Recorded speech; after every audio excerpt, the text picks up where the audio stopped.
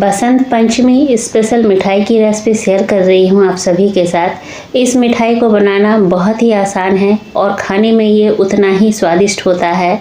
इस मिठाई की खासियत ये है कि ना ही इसमें मावा की ज़रूरत है, ना ही पनीर की और ना ही घी की। बहुत ही आसान तरीके से कम इंग्रेडिएंट्स में बहुत जल्दी बन के ये स्वादिष्ट मिठाई बन के तैयार हो जाती है।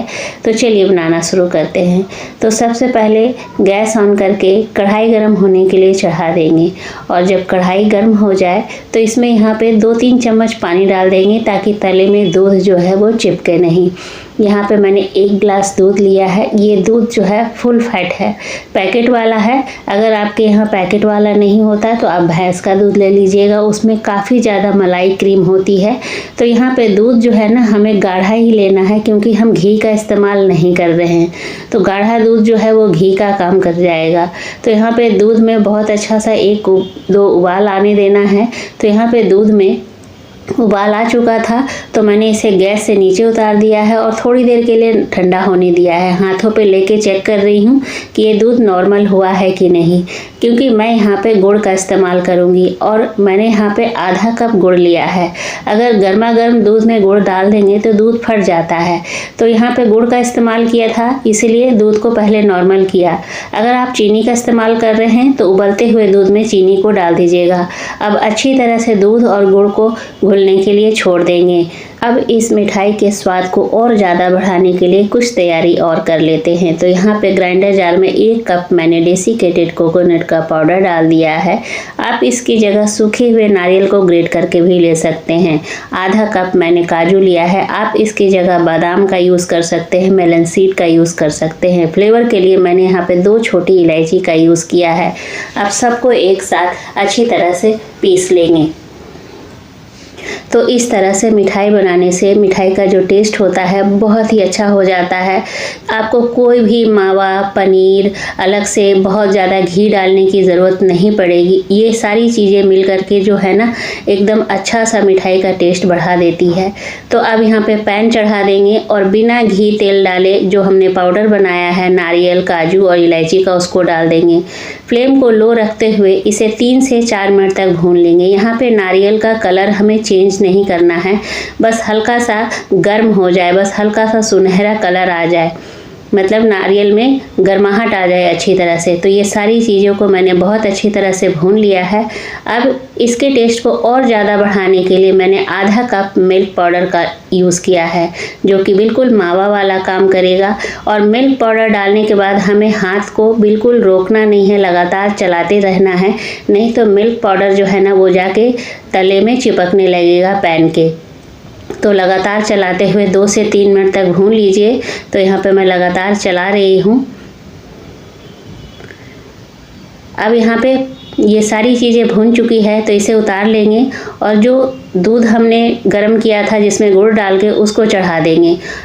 फ्लेम को ऑन कर देंगे और जो हमने पाउडर बना करके रखा है नारियल, मिल्क पाउडर का, काजू का, इलायची का, उसको इसके अंदर डाल देंगे और डालने के बाद इसे अच्छी तरह से दूध के साथ मिक्स कर लेंगे और लगातार चलाते रहेंगे।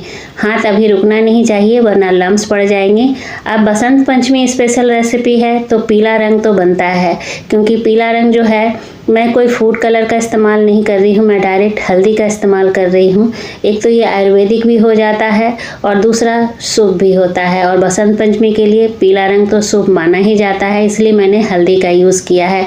आप चाहे तो केसर का यूज़ कर सकते हैं या फिर फूड कलर का यूज़ कर सकते हैं। तो ये सारी चीज़ों को मैंने मिला दिया है, गाढ़ा हो गया था। अब देख रहे हैं धीरे धीरे ये सूख रहा है। अच्छी तरह से इसके मॉइस्चर को पूरी तरह से सुखा देना है और जब ये पूरी तरह से सूख जाए तो इस तरह से कढ़ाई में चारों तरफ फैला दीजिए और फ्लेम को लो करके 2 मिनट के लिए छोड़ दीजिए। तब तक इधर क्या करेंगे, एक ट्रे लेंगे, उसके ऊपर बटर पेपर लगा देंगे और हल्का सा घी जो है ग्रीस कर देंगे ताकि जो बर्फ़ी है वो चिपके नहीं।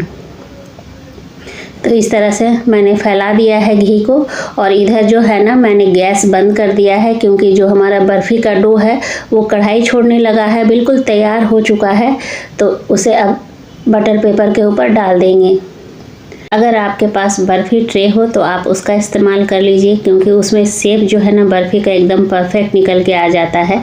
लेकिन मेरे पास बर्फ़ी ट्रे नहीं है तो मैं नॉर्मल ट्रे का यूज़ कर रही हूँ। अब इस तरह से चम्मच से अच्छी तरह से स्क्वायर का शेप दे देंगे।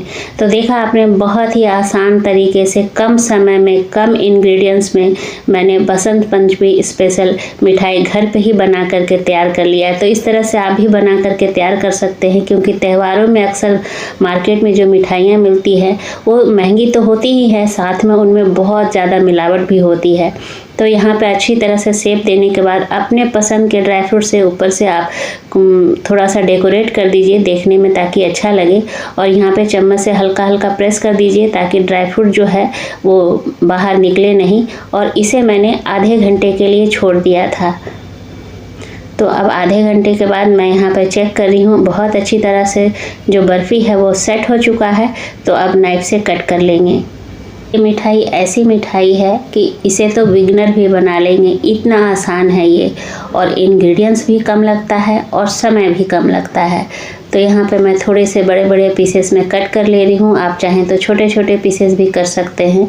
तो इस तरह से मैंने काट लिया है। अब चलिए एक पीस मैं निकाल के आप सभी को दिखा रही हूँ ये कितनी अच्छी तरह से सेट हुआ है।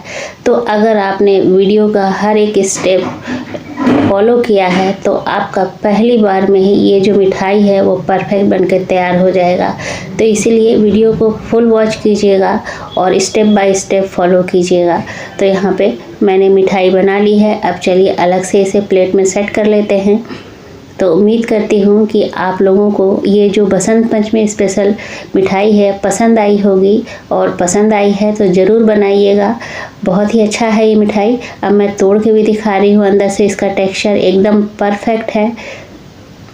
तो आई होप आप लोग को आज की ये जो मिठाई की रेसिपी है पसंद आई होगी। अगर पसंद आए तो लाइक शेयर कीजिएगा। चैनल पर अगर आप नए हैं तो प्लीज़ चैनल को ज़रूर से सब्सक्राइब कर लीजिएगा। बेल आइकन को भी प्रेस कर दीजिएगा ताकि आने वाली वीडियो की नोटिफिकेशन आप सभी को सबसे पहले मिले। मिलती हूँ अगले रेसिपी में, तब तक के लिए take care, bye bye, thanks for watching.